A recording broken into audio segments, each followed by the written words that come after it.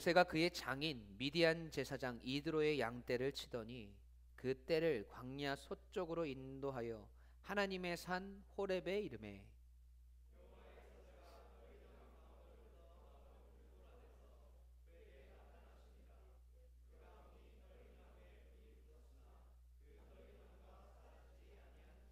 이에 모세가 이르되 내가 돌이켜 가서 이 큰 광경을 보리라. 떨기나무가 어찌하여 타지 아니하는고 하니 그때에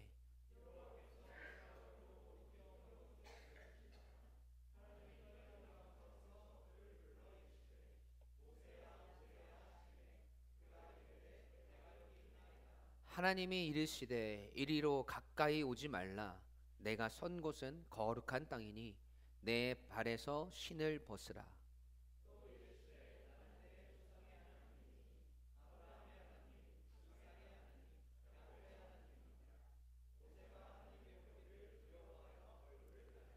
여호와께서 이르시되 내가 애굽에 있는 내 백성의 고통을 분명히 보고 그들이 그들의 감독자로 말미암아 부르짖음을 듣고 그 근심을 알고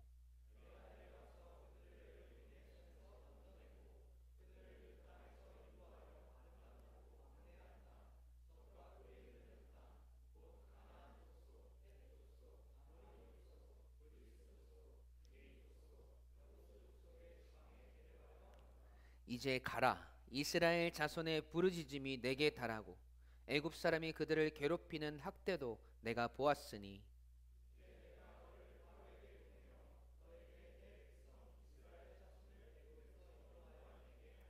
모세가 하나님께 아뢰되 내가 누구이기에 바로에게 가며 이스라엘 자손을 애굽에서 인도하여 내리까. 하나님이 이르시되 내가 반드시 너와 함께 있으리라. 내가 그 백성을 애굽에서 인도하여 낸 후에 너희가 이 산에서 하나님을 섬기리니 이것이 내가 너를 보낸 증거니라. 아멘. 살아계신 하나님의 말씀입니다.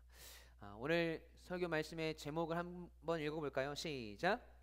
내가 반드시. 아멘. 이 내가 반드시라는 말 속에 숨어 있는 하나님의 뜻이 무엇인지 오늘 말씀을 통해서 함께 깨닫기를 원합니다. 여러분, 우리는 지난 시간 모세가 애굽의 왕자로서의 생활을 뒤로하고 살인자로 또 도망자로 미디안에 이르러서 거기서 미디안 사람을 만나서 가정을 이루고 살고 있는 모습을 보았습니다. 모세는 이 미디안에서 미디안의 도망자로 도착을 했지만 이제는 가정을 이루고 양을 치는 자로 나름 편안하게 살아가고 있는 것 같습니다. 반면 애굽에서의 모습은 어떻습니까? 여전히 히브리인들, 이스라엘 백성들은 고된 노동으로 말미암아 탄식하고 있었어요. 누구는 애굽을 빠져나와서 도망자이지만 그래도 나름 편안하게 살아가고, 누구는 고된 노동으로 말미암아서 탄압받으면서 살아가지만 그들에게 희망이 되는 사실이 무엇입니까? 하나님께서 그들을 돌보시고 하나님께서 그들을 기억하시기 때문이라고 우리가 함께 묵상했었습니다. 여러분, 우리는 때론 하나님을 잊고 태연하게 살아가고 때론 하나님 없는 삶 속에서 고통 속을 헤매이고 있지만 그런 우리를 하나님은 기억하셔서 우리를 향한 놀라운 구원의 계획을 이루어 가실 것을 믿으면서 그 은혜가 우리의 소망이 되어 살아가겠다고 우리는 결단했었죠. 여러분, 지난 한 주간 히브리인들처럼 각자의 삶의 터전에서, 모세처럼 각자의 삶의 터전에서 여러모로 애쓰시고 고생하신 여러분 하나님의 돌보심과 우리를 기억하심이 희망이 되는 그런 삶을 사셨습니까? 우리의 삶의 고됨 속에서 그래도 하나님께서 날 기억하시니 그것이 나에게 감사가 되는 삶을 사셨어요? 오늘 말씀을 통해서 다시 그 희망과 소망이 우리의 것이 되시길 주님의 이름으로 간절히 축원합니다. 오늘 본문 1절 말씀 함께 읽어보시죠. 시작.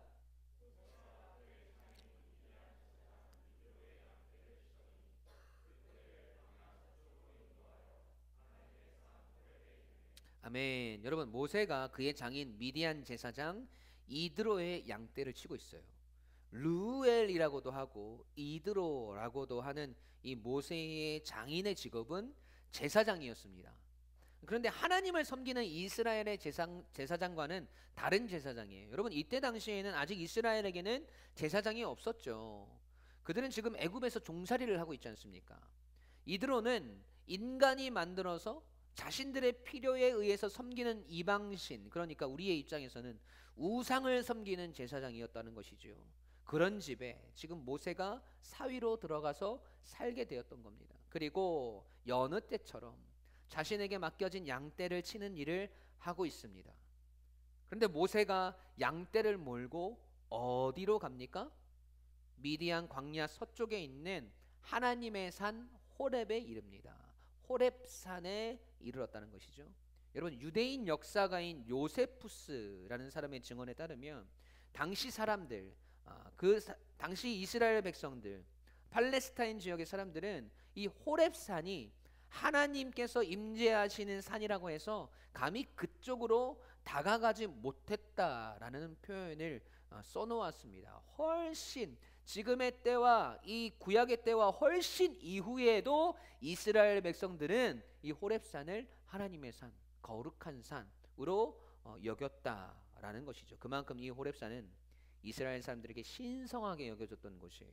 뿐만 아니라 후에 모세가 이스라엘 백성들을 이끌고 출애굽을 해서 이르른 산, 그리고 십계명과 율법을 받은 산이 바로 이 호렙산입니다. 목사님, 십계명 받은 산 신의 산 아닙니까? 주일학교 때부터 저는 그렇게 배웠는데요. 네, 맞습니다. 그럼 여기에서는 왜 호렙산이라고 말하는가라고 할 수 있지만, 여러분, 호렙산과 신의 산은 같은 산이에요. 구약 성경을 보면 이 모세가 하나님으로부터 십계명을 받는 장면이 두 곳에 기록되어 있는데 출애굽기 19장과 신명기 5장입니다. 출애굽기에서는 신의 산이라고 표현을 하고 신명기에서는 호렙산이라고 기록하고 있어요. 함께 보실까요? 출애굽기 19장 18절 시작.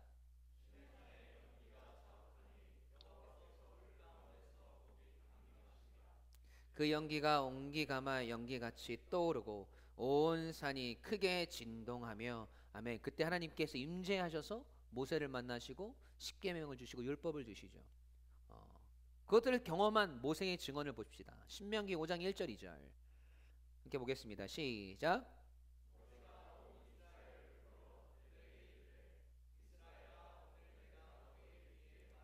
규례와 법도를 듣고 그것을 배우며 지켜 행하라. 우리 하나님 여호와께서 호렙산에서 우리와 언약을 세우셨나니. 아멘.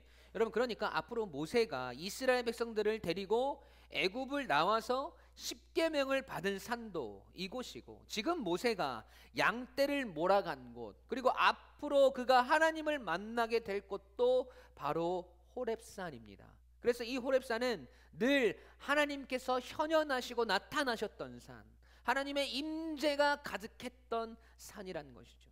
그런데 애굽에서만 평생을 살았던 이 모세로서는 아직 그 일을 알리가 만무합니다. 그곳이 하나님이 임재하시는 산인지, 자신이 앞으로 하나님을 만나고 또 그곳에서 십계명과 율법을 받게 될지 꿈에도 모른 채 아무런 인식 없이 그곳으로 양떼들을 몰고 간 것이죠. 그곳에서 모세는 아주 놀라운 경험을 합니다. 무엇입니까? 그곳에서 하나님을 만나요. 그 장면을 함께 보시겠습니다. 본문 2절이에요. 시작.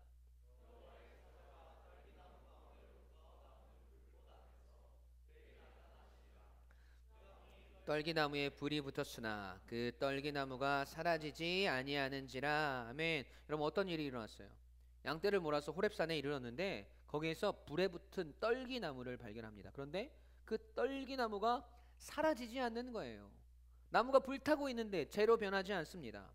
여러분, 원래 나무 중에서도 마른 나무가 잘 타고 이 생나무는 잘 타지 않잖아요. 그러나 이 떨기나무류는 어떤 나무냐면 이 개나리나 진달래 같이 땅 속에서부터 이 원줄기와 가지가 함께 뻗어 나와서 구분이 되지 않는 나무들을 말합니다. 그런데 이 떨기나무에 속한 나무들은 특별히 마른 나무가 아니더라도 줄기가 얇기 때문에 불이 옮겨 붙기 쉬운 나무 중에 하나란 말이죠. 그런 나무에 불이 붙었는데 지금 타질 않거든요. 이 모습을 보고 모세가 이상하게 생각하지 않겠습니까? 어떻게 나무가 타지 않을 수 있지? 라고 생각하고 있는데, 그때에 하나님께서 모세가 다가오시는 것을 보시고 그를 부르십니다. 본문 4절이에요. 함께 있습니다. 시작. 여호와께서 그가 보려고 돌이켜 오는 것을 보신지라. 하나님이 떨기나무 가운데서 그를 불러 이르시되 모세야 모세야 하시매 그가 이르되 내가 여기 있나이다. 아멘. 여러분, 모세가 양떼를 몰고 이른 산이 어떤 산이에요? 호렙산이죠. 호렙산은 어떤 산이라고 했습니까? 1절에서 하나님의 산이라고 증언합니다. 단순히 하나님의 산이라고 해서 하나님의 소유의 산이 아니라 스스로 계시는 하나님께서 그곳에 계시고 또 보이지 않는 그분께서 어떤 특정적인 사건, 특정한 모양으로 현현하시고 나타나시는 곳입니다. 인간이 감히 다가갈 수 없는 거룩한 곳이라는 거예요. 괜히 그런 곳에 얼떨결에 발을 들여놓았다가는 어떻게 되는 겁니까? 죽게 되는 거예요. 왜냐하면 우리 히브리서 12장 29절의 말씀에 의하면 하나님을 불로 표현하는데, 떨기나무 위에 붙은 그런 불과 같이 하나님을 표현하는데 어떤 불로 표현하시냐면 소멸하는 불이라고 표현해요. 지금 그 불을 향해서 누가 다가오고 있어요? 모세가 다가오고 있습니다. 그 불 가까이 가면 모세가 어떻게 되는 거예요? 소멸되는 것이죠. 죽는 겁니다. 그래서 하나님이 모세야 모세야 하고 모세를 부르시는 겁니다. 왜요? 그를 살리시는 거예요. 모세에게 무슨 소명을 위해서 모세야 모세야 라고 이야기하신 장면 같지만 사실은 모세를 살려주시는 장면인 거예요. 본문 5절 보세요. 하나님이 이르시되 이리로 가까이 오지 말라. 내가 선 곳은 거룩한 땅이니 내 발에 신을 벗으라. 아멘. 여러분, 모세는 태어나기 이전부터 지금까지 온갖 죽을 위기를 넘겨서 이제 단란한 가정을 이루고 양떼를 치며 소박하게 살고 있었는데 또 죽을 위기에 놓였어요. 그런데 그 위기를 또 넘게 됩니다. 하나님이 또 모세를 살려주시는 것이죠. 모세야 모세야, 네가 지금 어디에 서 있는 줄 아느냐? 네가 선 곳은 거룩한 땅이니라. 네가 지금 보고 있는 이 불은 소멸하는 불이니라. 얼른 그 신을 벗어라 하시면서 그 목숨을 하나님께서 살려주시는 것입니다. 왜 하나님은 그를 살려주실까요? 왜 하나님은 모세가 태어나기 이전부터 죽음의 위험에 처해 있었고 태어나고 나서도 수많은 죽음의 위협에 처해 있었고 지금도 죽을 뻔한 모세를 왜 살려주시는 걸까요? 그 이유가 이제 본격적으로 나오는 거예요. 오늘 보면 6절에서 10절까지 말씀 길지만 함께 읽어보겠습니다. 시작.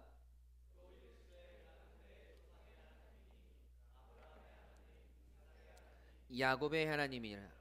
모세가 하나님 배웁기를 두려워하여 얼굴을 가리매 여호와께서 이르되 내가 애굽에 있는 내 백성의 고통을 분명히 보고 그들이 그들의 감독자로 말미암아 부르짖음을 듣고 그 근심을 알고 내가 내려가서 그들을 애굽인의 손에서 건져내고 그들을 그 땅에서 인도하여 아름답고 광대한 땅 젖과 꿀이 흐르는 땅 곧 가나안 족속 헷 족속 아모리 족속 브리스 족속 히위 족속 여부스 족속의 지방에 데려가려 하노라. 이제 가라. 이스라엘 자손의 부르짖음이 내게 달하고 애굽 사람이 그들을 괴롭히는 학대도 내가 보았으니 이제 내가 너를 바로에게 보내어 너에게 내 백성 이스라엘 자손을 애굽에서 인도하여 내게 하리라. 아멘. 여러분, 하나님께서 이스라엘 백성들의 조상인 아브라함과 이삭과 야곱에게 하신 약속대로 애굽에서 400년간 종살이하고 있던 이스라엘 백성들을 빼내시려고 작정하셨어요. 여러분, 다시 한번 강조하지만 하나님께서 즉흥적으로 이 계획을 세우신 것이 아닙니다. 이스라엘 백성들은 그들의 조상과 하셨던 하나님의 약속을 잊어버린 채로 400년을 지내왔지만 하나님께서 그 약속을 지키시기 위해서 400년을 기다리셨습니다. 그 대업을 위해서 하나님은 모세를 사용하시는 거예요. 그동안 모세를 기다리시고 모세를 키우시고 모세를 지도자로 성공시키신 것이 아니라 우리들과의 약속을 지키시기 위해서 모세를 사용하시는 거란 말이죠.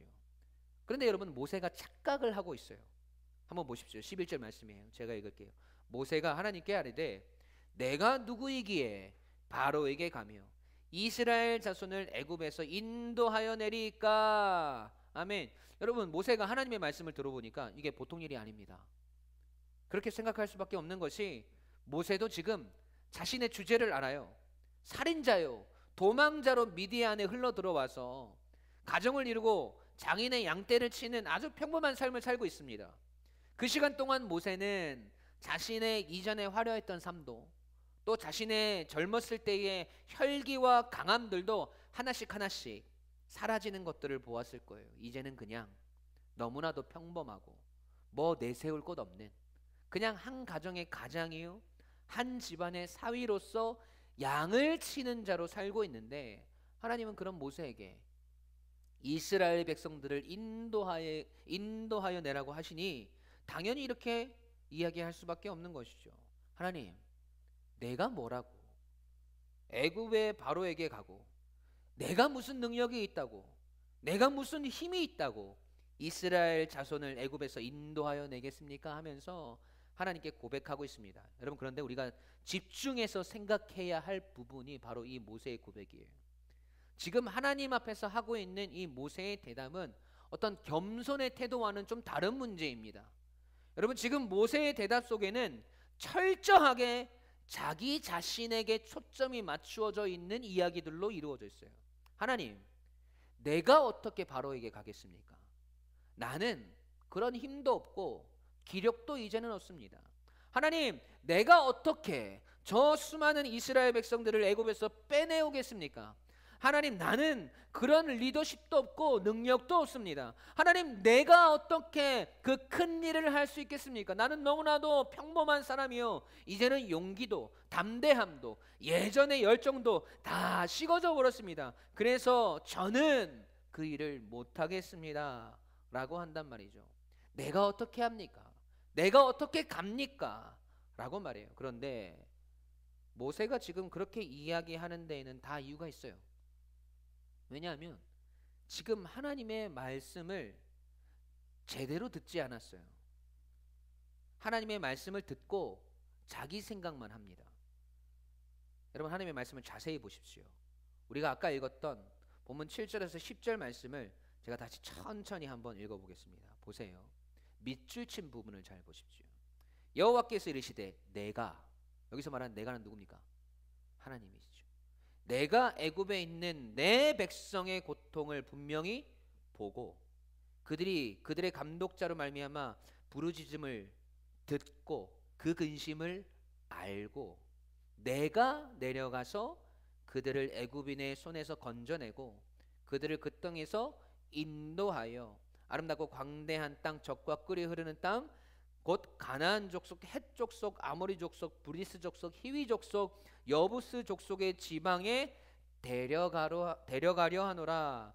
이제 가라. 이스라엘 자손의 부르짖음이 내게 달하고 애굽 사람이 그들을 괴롭히는 학대도 내가 보았으니 이제 내가 너를 바로에게 보내어 너에게 내 백성 이스라엘 자손을 애굽에서 인도하여 내게 하리라. 여러분, 하나님은 분명히 모세에게 말씀하셨어요. 야, 내가 그들을 보았다. 내가 그들의 탄식을 들었고 내가 그들의 근심을 알았다. 내가 내려가서 그들을 건져내고 내가 그들을 인도하여서 가나안 땅으로 데려가려 하노라. 이제 내가 너를 바로에게로 보내어 그들을 애굽에서 인도하여 내게 할 것이다.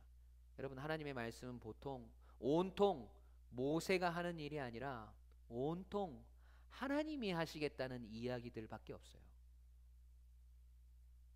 여러분, 지금 이 일을, 이스라엘 백성들을 애굽에서 빼내오는 일을 누가 하시겠다는 겁니까? 하나님이 하시겠다는 거예요. 누구도 관여할 수 없고 누구도 생색낼 수 없고 누구도 참여할 수 없습니다. 하나님이 친히 하시는 거예요. 그래서 출애굽에는 실패가 있을 수가 없습니다. 그런데 우리는 그런 하나님의 말씀에는 별로 관심이 없어요. 어디에 관심이 있습니까? 거기에 내가 있다는 것에 관심이 있어요. 그래서 뭐라고 합니까? 네, 하나님, 하나님의 위대하시고 놀라우신 계획은 잘 알겠습니다. 그런데 거기서 제 이름은 좀 빼주십시오. 하나님께서 나를 보내셔서 그 일을 하신다는 것은 잘 알겠고요, 이해했는데 하나님, 저는 그런 깜냥이 안 됩니다. 하나님 저는 그런 능력도 없습니다 하면서 하나님의 말씀은 듣지 않고 자기 이야기만 하고 있다라는 것이죠. 여러분 이게 어떻게 겸손입니까? 겸손이 아니라 하나님을 향한 불신이고 하나님의 말씀을 듣지 않고 나만을 생각하는 교만이라는 거예요. 하나님이 누군가를 부르신다는 것은요, 그에게 그럴 만한 능력이 있어서가 아니라 그럴 만한 능력을 주시겠다는 것이고, 그 능력이 너의 것이 아니라 하나님의 것임을 드러내시기 위해서 하나님께서 그 일을 직접 하시겠다는 말입니다. 여러분 다시 한번요. 하나님께서 누군가를 부르신다는 것은 그에게 그럴 만한 능력이 있어서가 아니라 그럴 만한 능력을 주시겠다는 것이고, 그 능력이 너의 것이 아니라 하나님의 것임을 드러내시기 위해서 하나님께서 일하시겠다라는 겁니다. 할렐루야. 여러분 그래서 하나님의 위대하심을 증거하시겠다라는 거예요. 그래서 12절에 하나님 말씀하시잖아요. 함께 읽어볼까요? 시작.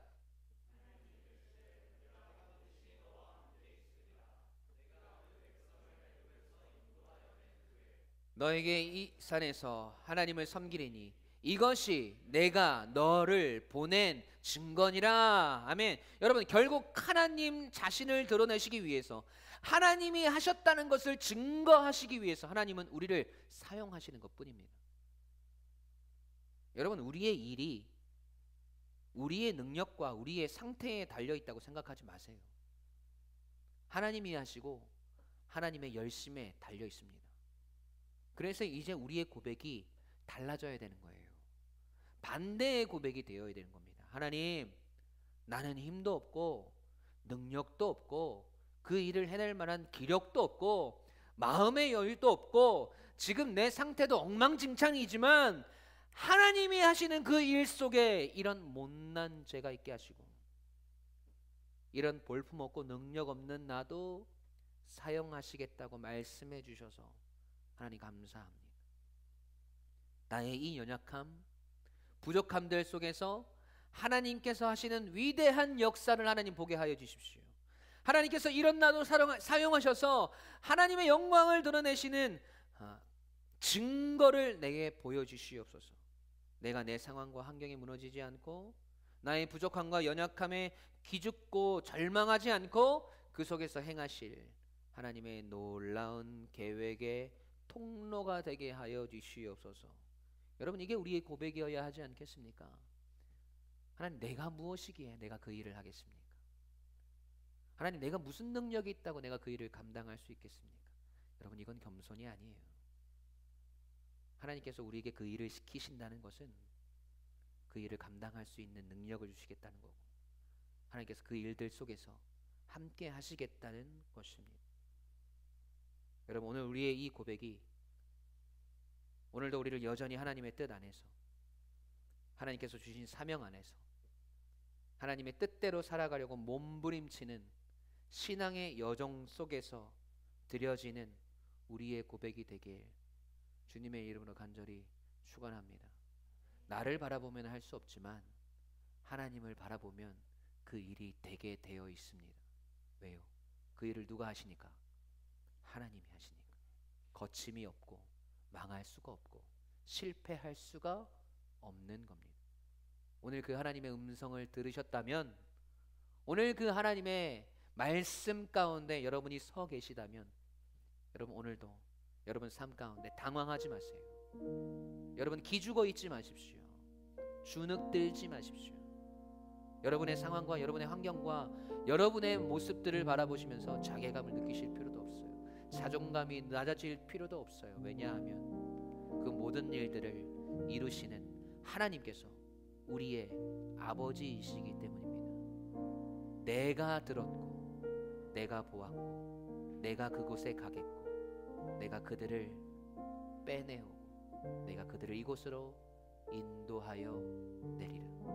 나는 오늘 그 일을 너와 함께 하려 하노라. 여러분 이 하나님의 부르심에 아멘으로 네 하나님, 그 말씀에 오늘도 나는 오늘 순종함으로 그 길을 걸어가겠습니다. 나의 형편과 나의 상황을 봤을 때는 절대로 내가 그 일을 감당할 수 없을 것 같지만 그 모든 일들을 능히 이루실 하나님을 의지하며 저는 오늘 그 길에 서 있겠습니다 라고 고백할 수 있는 여러분의 삶이 되고 신앙의 여정이 되고 오늘 이 자리에서의 우리가 고백하는 믿음의 고백이 되시길 주님의 이름으로 간절히 축원합니다. 아멘. 우리 함께 찬양할까요? 나는 오늘도 가네 라는 찬양입니다.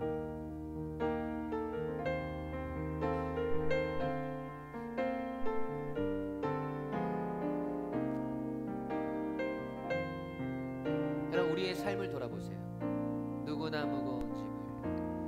누구나 무거운 짐을 지고 가는 길 아무도 끝을 알 수 없네. 하나님을 향한 사랑도 때론 식어져 갑니다. 사랑의 노래는 점점 희미해지고 우리의 삶에 대한 두려움이 넘쳐나요. 내일의 두려움 넘치지만 그래도 우리는 고백할 수 있어요. 나는 오늘도 하나님이 하심을 믿기. 사랑의 주님이 사랑의 주님이 나를 부르시느니 고백합시다. 나의 힘으로 갈 수 없네. 믿음의 길 믿음의 길 위에 주가 예비하시니 십자가 사랑 십자가 사랑 의지하여 주님 오늘도 우리는 그 길을 가겠습니다. 나는 오늘도 가네. 무엇을 위해서요? 주의 영광 노래하리. 더 이상 나 버틸 힘이 없어도 모든 상황 끝에서 다시 설 때 알게 되리라. 크고 넓은 여호와 하나님 주의 영광 바라보리. 만군의 주 계신 나의 하나님 전능하신 주님과 동행할 때 알게 되리라. 날 만드신 사랑 사랑의 주님이 나를 부르신 그 길 사랑의 주님이 나를 부르신 그 길 나의 힘으로 갈 수 없네. 하지만 하나님이 그 길을 가실 겁니다. 믿음의 길 위에 하나님이 행하실 겁니다. 예비하시니 십자가 그 사랑 하나님을 믿으며 주님 나는 오늘도 그 길을 가겠습니다. 나는 오늘도 가네. 주의 영광 노래하리. 더 이상 나 버틸 힘이 없어도 모든 상황 끝에서 다시 설 때 알게 되리라. 크고 넓은 여호와 하나님 주의 영광 바라보리. 만군의 주 되신 나의 하나님 전능하신 주님과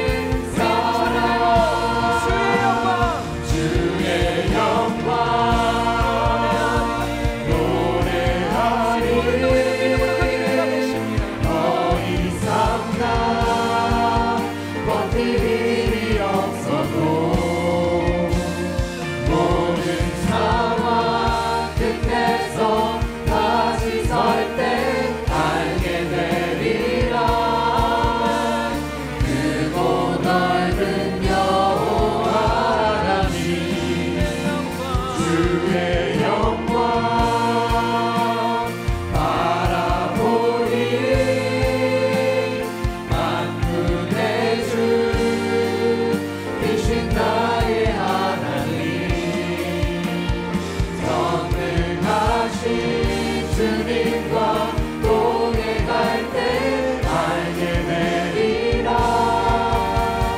날 만드신 사랑. 여러분 우리 성도의 고백으로 고백해볼까요? 주의 영광, 주님의 영광 노래하리. 주의 영광. 여러분 고백합시다. 더 이상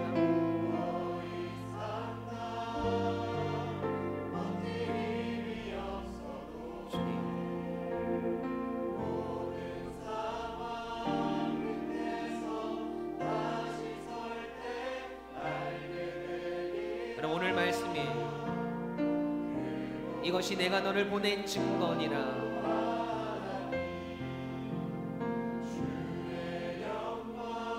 주님 만군의 주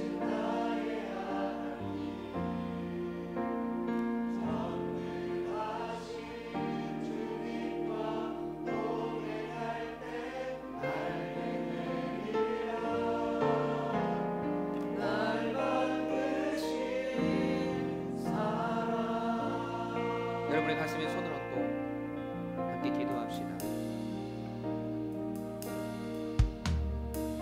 여러분 하나님이 누군가를 부르신다는 것은 그에게 그럴 만한 능력이 있어서가 아니라 그럴 만한 능력을 주시겠다는 것이고, 그 능력이 나의 것이 아니라 하나님의 것임을 드러내시기 위해서 하나님이 그 일을 하시겠다는 겁니다. 여러분 때로는 우리는 우리의 인생을 살아가면서 우리가 감당할 수 없을 것 같은 나에게 버거운, 때론 내가 생각하기도 싫은, 또 말도 안 되는 그런 사명들이, 그런 일들이 우리 앞에 놓여질 때가 있습니다. 하나님께서 나에게 하라고 하시는 일인 건 알겠는데 도저히 부담이 되고 마음이 무겁고 힘들어서 그 일을 못하겠어요. 여러분 그래서 우리는 어떻게 이야기합니까? 하나님 내가 누구이기에 내가 그 일을 감당하겠습니까? 하나님 앞에 겸손한 것처럼 그렇게 이야기를 하지만 사실 우리의 마음속에는 우리 자신만을 바라보고 생각하는 우리의 연약함들이 있지 않았습니까? 근데 하나님은 말씀하세요. 야, 그 일을 네가 하는 것이 아니라 내가 그 일을 하겠다. 내가 이 일을 해낼 것이다. 이 일을 통해서 나의 영광을 나타낼 것이다. 하지만 나는 그 속에 네가 있기를 소원한다. 하나님께서 그렇게 우리를 부르시는 거, 우리를 사용하시는 것뿐이에요. 여러분 그 속에서 우리는 하나님을 향한 믿음의 고백을 드릴 수 있어야 합니다. 하나님, 나는 가진 것도 없고 능력도 없고 힘도 없지만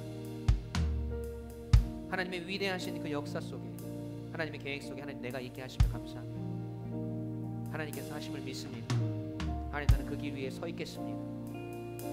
흔들리고 넘어질지라도 오늘도 하나님을 향한 믿음을 가지고 오늘도 그 사명의 길 위에 나에게 보여주신 하나님의 그 뜻 위에 하나님 내가 있기를 소원합니다.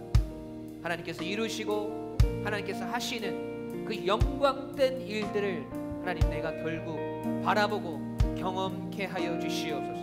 하나님 나를 그 자리에 세우신 그 하나님의 증거를 하나님 보여달라고, 오늘도 하나님을 믿는 믿음 안에서 내가 오늘 살아가게 해달라고, 하나님을 향한 확신을 가지고 오늘도 우리에게 버거운 그 길, 오늘도 우리가 할 수 없다고 생각했던 그 일들 속에 하나님 내가 있고 그 길을 걸어갈 수 있는 용기를 달라고, 힘을 달라고 우리 시간 주님 앞에 합심하여 기도하고 나와